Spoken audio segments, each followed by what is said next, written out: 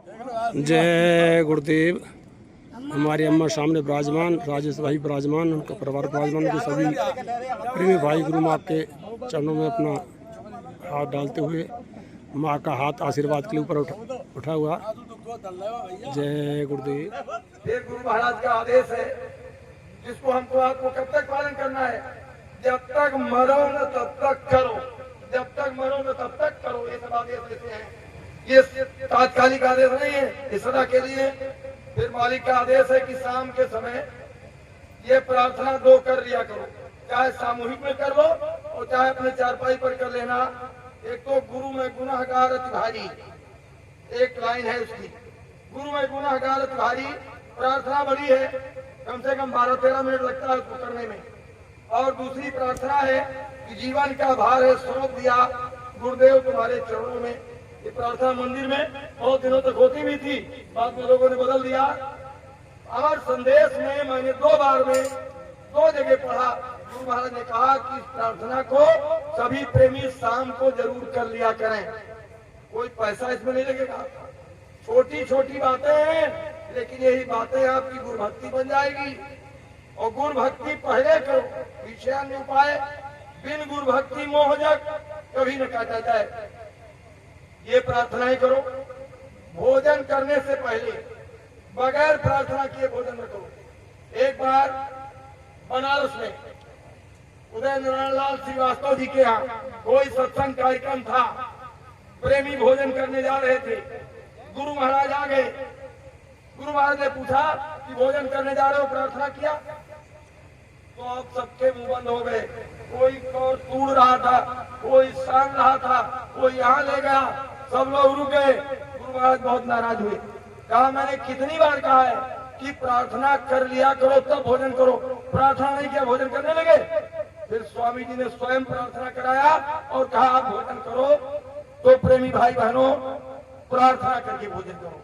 और बेहतर तो ये है, छोटी सी प्रार्थना है, शाकाहारी में छपा है कि कुछ भी खाने पीने से पहले ये प्रार्थना पढ़ लें। भोग धरे स्वामी जी के आगे, किन्हें व्यंजन अमीर रस पागे, गगन शिखर पर बजा नगाड़ा। भोग लगाया स्वामी जी ने सारा, काल कर्म को खा गए छिर में, जंगी नाम धराया पल में। ऐसा भोग लगा नहीं कभी, स्वामी जी खा गए सबको वही। 2 मिनट में प्रार्थना हो जाएगी। प्रार्थना कर लोगे, आदेश का पालन हो जाएगा। तो भोजन के पहले भी प्रार्थना करो। शाम को सोने जाओ, 5 नामों रूपों को अपने चारपाई तखत पर लो, उनके रूपों को याद करो, सूरज से प्रणाम करो और ध्यान या भजन की मुद्रा में अगर सो जाओ तो जब तक आपकी आंख नहीं खुल जाएगी, स्वामी जी ने कहा तुम्हारा सारा समय भजन में जोड़ दिया जाएगा। कितना किस तरह से मालिक हमको आपको ले चलना चाहते हैं, सारा समय भजन में जोड़ दिया जाएगा। आप इस काम को करो। सुबह उठो, फिर 5 नामों रूपों को लो, सूरज से प्रणाम करो और जमीन पर उतरो तो पहले धरती माता को प्रणाम करो। बोर्ड क्लब में दिल्ली में जब टाट पहनाया, मालिक ने वही आदेश किया कि बच्चे बच्चियों सोकर उठो, सबसे पहले धरती माता को प्रणाम करो, फिर अपने माता पिता को प्रणाम करो जिनके माता पिता है। अब स्वामी जी ये तो नहीं कहेंगे हमको प्रणाम करो, ये तो हमारी आपकी अकल है।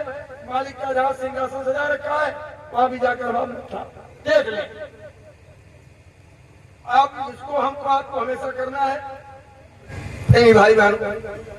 इसके अलावा मालिक का आदेश है, आए माताओं बहनों, जब भोजन बनाने चलो अपने घरों में 3 बर्तन रखो, कोई पीपा या कोई घड़ा, एक चावल के लिए, एक दाल के लिए, एक आटे के लिए। चावल बीने चलो तो 1 मुट्ठी चावल चावल वाले में डाल दो, दाल बनाती हो चुटकी दाल वाले में डाल दो, आटा गूंथने से पहले 1 मुट्ठी आटा आटे वाले में डाल दो, सुबह भी डालो शाम को भी डालो। 1 मुट्ठी निकाल देने से कम नहीं पड़ेगा। स्वामी जी ने कहा 4 खुराक बनाओगी, 1 आदमी और आ जाएगा, वो भी खा जाएगा, फिर भी बच जाएगा। इतनी बरकत होगी, लेकिन वो धीरे धीरे घड़ा भर जाएगा। सुबह शाम डालती रहो।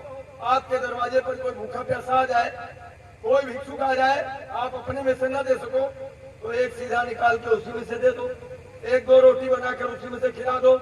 ना कोई आवे जब इस तरह के सत्संग कार्यक्रम उसमें पहुंचा दो, शाकाहारी प्रचार निकले उसमें लगा दो, तो ये आपकी क्या हो जाएगी? गुरुभक्ति। ये आपकी गुरुभक्ति हो जाएगी। और माताओं बहनों को आदेश है गुरु महाराज का कि महीने में 5 दिन जब आपकी तबीयत खराब होती है स्नान न करें, आप हाथ पैर मुंह धो ले, कपड़े 10 बार बदल सकती हो, स्नान न करना, शरीर पर पानी मत डालना, आग से दूर रहना, भोजन न बनाना, एक दूसरे से दूर रहो, वरना भयंकर बीमारी हो जाएगी, कोई डॉक्टर ठीक नहीं कर पाएगा। ये भी आपकी गुरुभक्ति है, गुरु महाराज का आदेश है। गुरु महाराज ने छोटी छोटी बातों से लेकर और प्रभु को पाने तक का सारी बात बताया है हमको, आपको ऐसा कौन गुरु बताएगा? छोटी छोटी बातें सांसारिक और प्रभु के पाने का।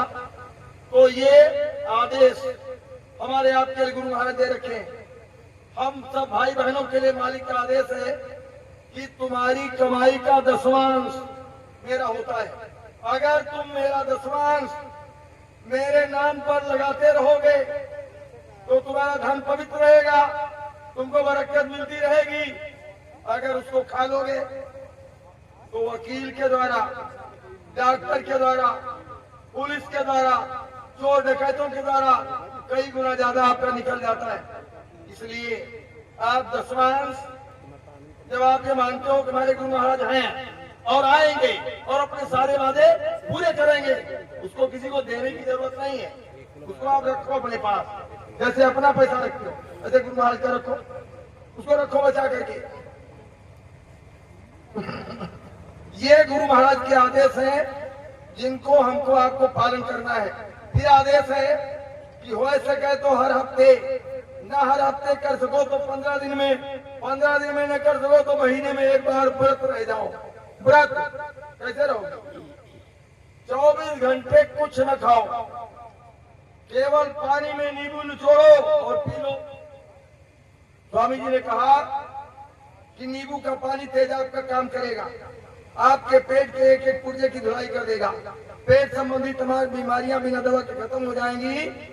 और दूसरे दिन सुबह जब पारण करो तो मूंग की पतली खिचड़ी खाओ, ना मूंग हो तो किसी दाल की, लेकिन उसमें मिर्चा, अचार, चोखा, चटनी कुछ नहीं मिलना चाहिए, नहीं पेट और खराब हो जाएगा। दूसरे टाइम कुछ भी खाओ, उस दिन जो राशन बचे, जितने लोग व्रत रहे हो वो भी उसी मुट्ठी वाले में डाल देना, उससे आपका परमार्थी सेवा हो जाएगी और गुरु के आदेश का पालन हो जाएगा। ये गुरु महाराज के मोटे मोटे आदेश हैं भाई बहनों, जिसको हमको आपको पालन करना है। अब दूसरी बात स्वामी जी ने कहा है, क्योंकि 4 जन्म का काम इसी जन्म में उनको पूरा करना है। अब जो लोग पूरा करवाना चाहे भैया पालन करें, न पूरा करवाना चाहे तो भाई न करें। दूसरी आदेश है कि मुझसे प्रेम कर लो। प्रेम, प्रेम का उदाहरण दिया स्वामी जी ने, मन से उदाहरण दिया, बड़े ध्यान से सुनो। कहा संसार में किसी का किसी से प्रेम हो जाता है, एक दूसरे जाति का है, एक दूसरे जाति का है, वो उसी के साथ चला जाता है, उसको कोई रोक नहीं पाता। अगर ऐसे ही तुम्हारा प्रेम गुरु से हो जाएगा तो काल और माया की कोई ताकत, कोई बंधन आपकी जीवात्मा को रोक नहीं पाएगा। तुम अपने गुरु के साथ अपने देश को, अपने घर को चले जाओगे। तो ये बताओ, मरे आदमी से प्रेम हो? मरे आदमी से प्रेम होगा नहीं, जीवित से प्रेम होता है। इसलिए गुरु को बराबर समझो। गुरु महाराज सशरीर मौजूद है और उनके दर्शन के लिए अभी देखो बहन प्रार्थना कर रही थी, बहनें रो रही थी ऐसे गुरु के दर्शन के लिए। आंसू गिराते रहो, इत नैना न सुबह चले, उत चल पड़े दयाल, बर्दाश्त नहीं करेंगे। आपको बताएं, मथुरा में एक बार भंडारा हो गया, सब प्रेमी, ज्यादातर प्रेमी चले गए। अंत में आखिरी दिन गुरु महाराज ने सत्संग किया और सत्संग करके गाड़ी में बैठे कुटिया की तरफ आ रहे थे मंदिर के पीछे से। हमारे एमएलए साहब के राजस्थान का एक प्रेमी पीछे पीछे दौड़ता आ रहा था, स्वामी जी रुक जाइए, स्वामी जी रुक जाइए, हमारी बस जाने वाली है, हमारी सेवा ले लीजिए, दर्शन दे दीजिए। अब स्वामी जी महाराज क्या नहीं सुनते हैं, सब सुनते हैं। गाड़ी रुकी नहीं, हाईवे के गेट पर आ गई। एक नाटे करके यादव जी थे जो गेट को खोलते और बंद करते थे। यादव जी से स्वामी जी ने कहा कि बच्चों देखो वो प्रेमी दौड़ता हुआ आ रहा है, उससे कह दो कि अपनी सेवा यहीं रख दे चौखट पे, और चौखट पर मत्था टेक कर अपने घर चला जाए, उसकी बस आने वाली है, सेवा तुम अंदर पहुंचा देना। जब वो प्रेमी आया, स्वामी जी अंदर चले गए, गेट बंद हो गया। यादव जी ने उसको बताया कि भैया स्वामी जी का ऐसा आदेश है। उस प्रेमी ने सेवा रख दिया और मत्था वहीं टेका और रोता हुआ वापस चला गया। हफ्ते 10 दिन के बाद एक दिन स्वामी जी महाराज अचानक वहां जो आगे पीछे दाएं बाएं लोग रहते थे, जिसके बारे में गुरु महाराज ने कहा कि जो लोग मेरे आगे पीछे दाएं बाएं रहते हैं इनको देवता मत समझ लेना। कहा इनको देवता मत समझ लेना। अरे बछड़ा आता है, दूध पीकर चला जाता है और किडनी थन के पास में लगी रहती है, वो खून चूसती है। तो जो आगे पीछे दाएं बाएं रहते थे, कहा कलयुग देखना है तो सीधे आश्रम पर चले आओ। सब कुछ गुरु महाराज ने बता दिया है, बताने को छोड़ा नहीं। उन्होंने पूछा कि स्वामी जी कहने लगे अरे उसका काम हो गया, उसका काम हो गया, उसको वो गति मिली जो अच्छे अच्छे साधकों को नहीं मिलती है। लोगों ने कहा सरकार किसका काम हो गया, किसको गति मिल गई? स्वामी जी ने कहा कि वही प्रेमी जो भंडारे के बाद में राजस्थान का कह रहा था कि दर्शन दे दीजिए, अगर उस दिन वो दर्शन पा जाता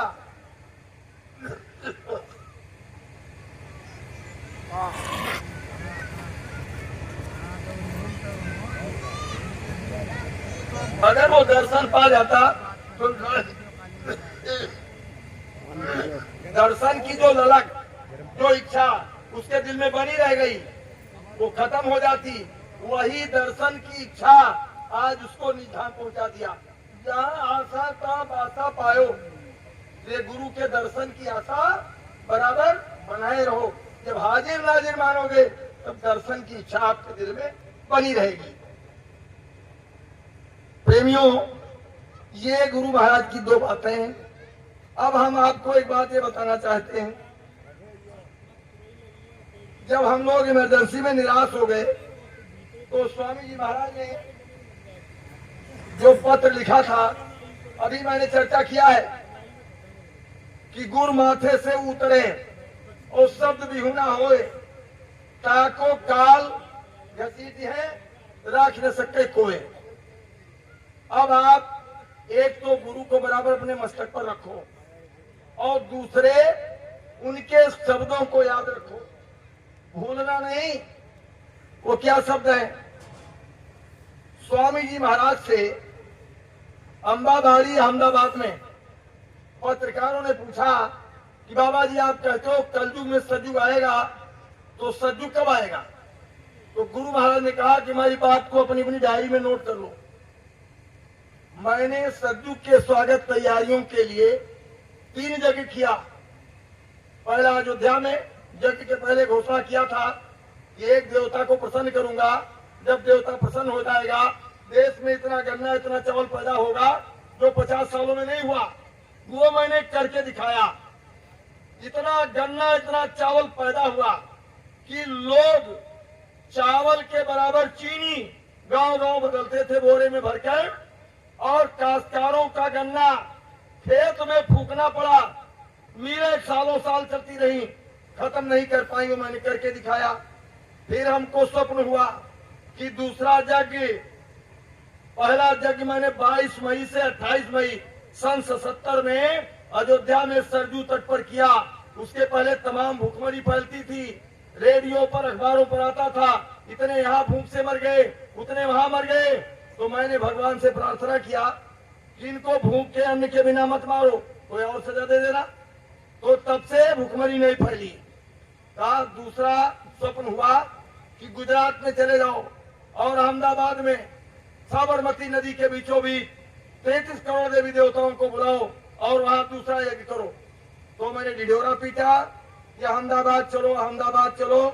25 दिसंबर सन 77 से 5 जनवरी सन 78 तक मैंने सतयुग आगमन साकेत महायज्ञ द्वितीय अहमदाबाद शहर में एलिस ब्रिज के नीचे 8 ब्रिज है वहां, नेहरू ब्रिज, पटेल ब्रिज, दुकोन ब्रिज, एक शहर से दूसरे शहर में जाने के लिए एलिस ब्रिज के नीचे मैंने दूसरा यज्ञ किया और 33 करोड़ देवी देवताओं का आह्वान किया और देवी देवता आए और अपनी पार्लियामेंट में 1000 प्रस्ताव पास कर दिया।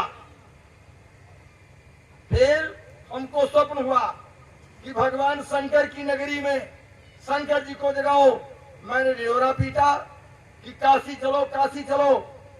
तो 15 फरवरी सन 79 से 25 फरवरी सन 79 तक अहमदाबाद का यज्ञ 25 दिसंबर सन 77 से 5 जनवरी सन 78 तक और काशी का 15 फरवरी से 25 फरवरी तक यज्ञ होगा।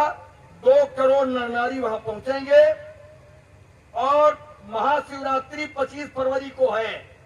जब पूर्णाहुति होगी तो भगवान शंकर की समाधि टूटेगी और शंकर जी का डमरू बजेगा।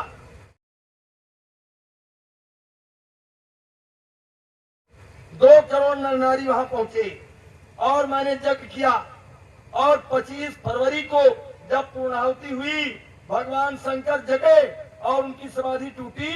12 बजे रात में उनका डमरू बजा। जितने लोग जग रहे थे सबने डमरू की आवाज को सुना। बहुत लोग रात भर इधर से उधर दौड़ते रहे कि बाबा जी कोई बाजा तो नहीं बजवा रहे अलग से। वो सब कुदरती बज रहा था। गुरु महाराज ने कहा कि शंकर जी ने काशी छोड़ दिया है, वो धर्म को जगाने जा रहे हैं। काशी के लोगों ने इसको मजाक समझा। सुबह भगवान विश्वनाथ मंदिर के पुजारी भगते हुए गंगा के इस पार दशाश्वमेध घाट पर आए गुरु महाराज के पास और कहा, बाबा जी शाम को मैंने जब शंकर जी का मंदिर बंद करवाया अपने सामने तो शंकर जी की चरण पादुका वहां रखी हुई थी और सुबह मंदिर खोला गया तो चरण पादुका गायब हो गई। कहाँ चली गई? गुरु महाराज ने कहा कि आप जानो और शंकर जी जाने। आप तो मेरी बातों को आप लोग मजाक समझते हो। मैं कोई मजाक नहीं करता, कोई हवाबाजी नहीं करता, न होने वाली कोई बात करता ही नहीं, होने वाली बात करता हूँ। कहा तीसरी जग का इंतजार, चौथी जग की प्रतीक्षा करो। सतगुरु की कोई खबर लाता नहीं, गम जुदाई का सहा जाता नहीं। सतगुरु की कोई खबर लाता नहीं, गम जुदाई का सहा जाता नहीं। कोई संदेशा उनसे जाके ये कहो, कोई संदेशा उनसे जाके ये कहो, बिन तेरे हमसे जिया जाता नहीं। सतगुरु की कोई खबर लाता नहीं, गम जुदाई का सहा जाता नहीं। 10 महीने पहले उसकी घोषणा की जाएगी। जिस मैदान में वो कार्यक्रम होगा काशी जाएगा जैसा कोई बड़ा तीर्थ नहीं होगा, काशी जैसी कोई बड़ी नदी नहीं होगी, छोटी सी नदी होगी, झाड़ी झंखाड़ी होगी, चौड़ा मैदान होगा।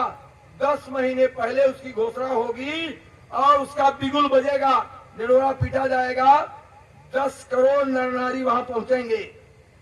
पूरी दुनिया से लोग उसको देखने आएंगे। आदमी के पीछे आदमी रहेगा। उस समय हिंदुस्तान में 1000 गुना ज्यादा कार्यक्रम होंगे। मैं उसी यज्ञ में सतयुग आने की तारीख बताऊंगा और उसी समय से सतयुग लग जाएगा। आए प्रेमी भाई बहनों, एक बार नहीं कई बार स्वामी जी ने कहा है, बहुत पत्रिकाओं में मैंने पढ़ा कि कोई तुमसे कह दे सतयुग आ गया तो मत मान लेना, मैं उसकी तारीख बताऊंगा। स्वामी जी कहते हैं मैं उसकी तारीफ बताऊंगा, मैं तारीफ बताऊंगा। तो हमको आपको अपने गुरु के वचन पर भरोसा रखना चाहिए कि नहीं रखना चाहिए? रखना चाहिए। भरोसा रखना है, भरोसा रखना है। और गुरु के वचन प्रतीत न जेही सपने कौनो सिद्ध न तेही। जिसको अपने गुरु के वचनों पर भरोसा नहीं है वो कितना कूदा फांदी करे, स्वप्न में कोई सिद्धि नहीं मिलेगी उसको। फिर गुरु महाराज का वचन है, गुरु महाराज के शब्द हैं। नवंबर सन 73 में हरिद्वार में हर की पहाड़ी पर गुरु महाराज ने कार्यक्रम किया, महामानव कुंभ लगाया। और जब कार्यक्रम संपन्न हुआ तो गंगा जी में जलते हुए कलश प्रवाहित कराया और 10 लाख लोगों को गंगा में खड़े करके हाथ में गंगा जल लिवा करके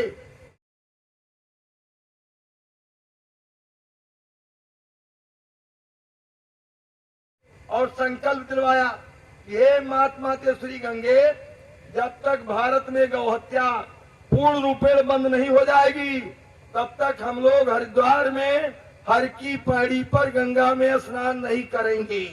जब गौहत्या पूर्ण रूपेण बंद हो जाएगी तो हम करोड़ों लोगों को लेकर यहाँ आएंगे, गंगा में स्नान करेंगे और कराएंगे।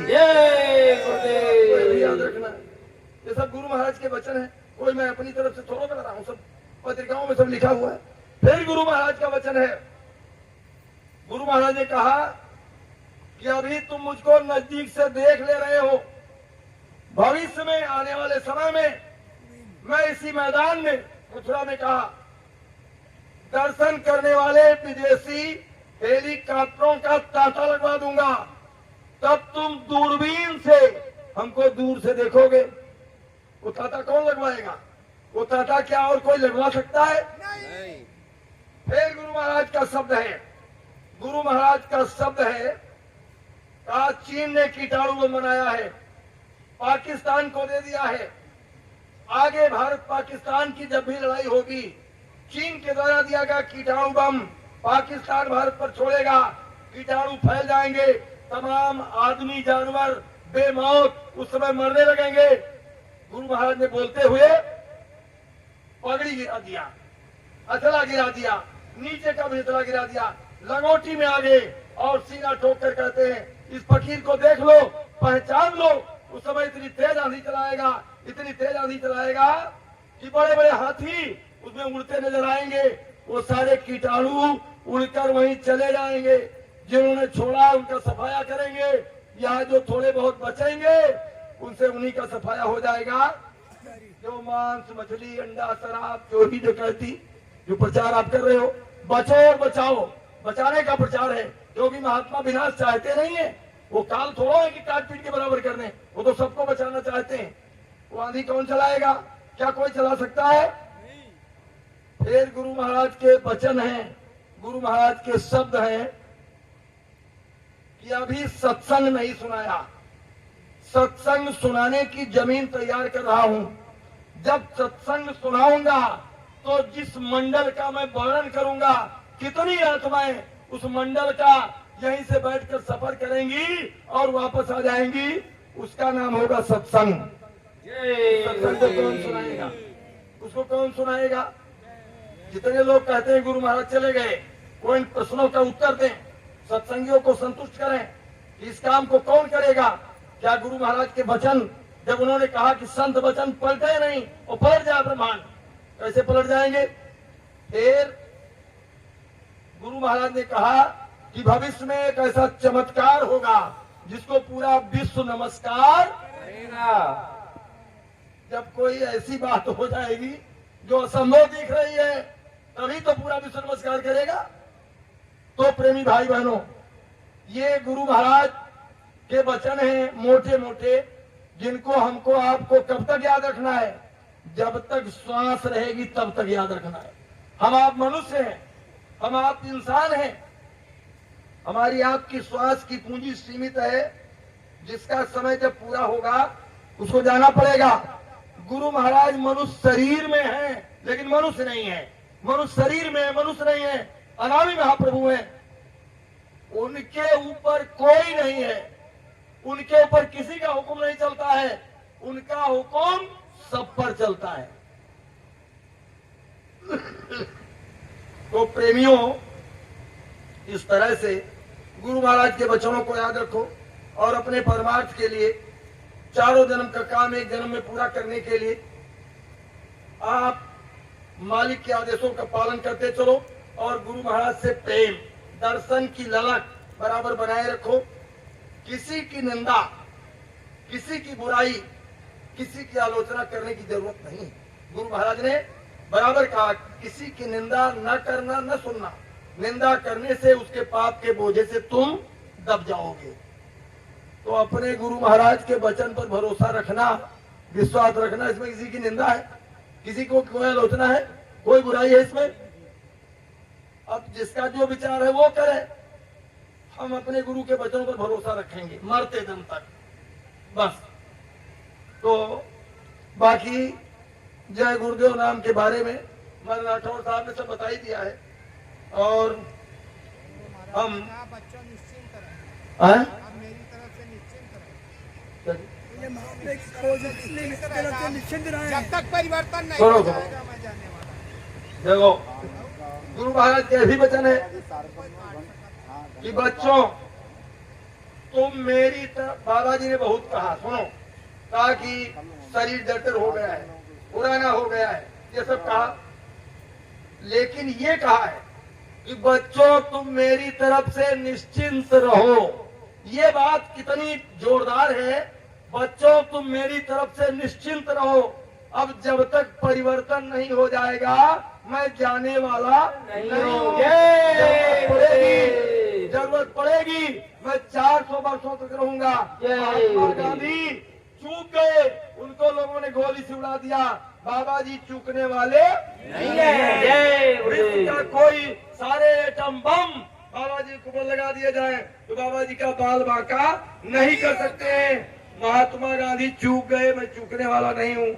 मुझको धोखा देने वाले खुद धोखा खा जाएंगे। ये गुरु महाराज के वचन है।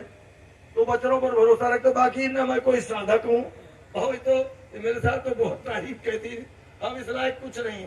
बजाय बगबगाए जैसे जो गुरु महाराज की पत्रिका पढ़ी थे, बस वही अपनी तरफ से, उसमें कुछ गढ़ता नहीं हूँ। प्रयास यही करता हूँ कि मालिक के जो वचन है वही वचन प्रेमियों के आगे रखे जाए। भैया इस कहने सुनने में जो भी हमसे त्रुटि है उसके लिए हम क्षमा प्रार्थी हैं।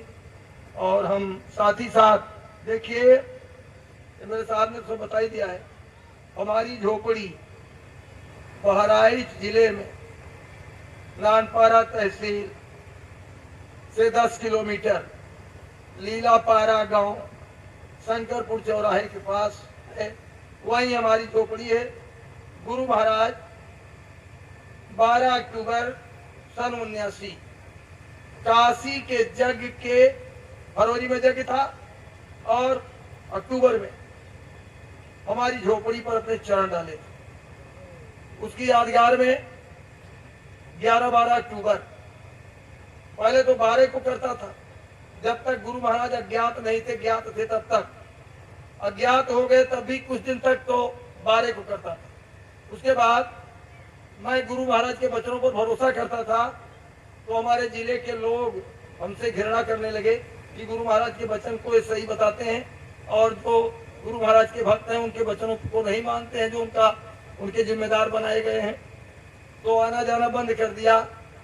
तो मैंने गुरु महाराज की दया से, भाई आप सब लोगों ने याद किया, धवलपुर और सब गए, उधर बनारस गए, तो आप सबके देखा, आप लोगों का हमारा दिल भर गया और मुझे बहुत आनंद आया। और मैं कोशिश करता हूं कि जहां तक पहुंच सके पहुंचा जाए। और मैं ये प्रार्थना करता हूं कि 11-12 अक्टूबर में अगर गुरु महाराज शरीर में रखे हमको, आपको, तो आप सबके जरूर, ज्यादा लोगों के, जितने लोग संभव हो सके, जिसको संभव हो सके, आप सबके भी चरण हमारी झोपड़ी पर पड़े। ये हमारी प्रार्थना है। और बगल में नेपाल है, बगल में नेपाल है।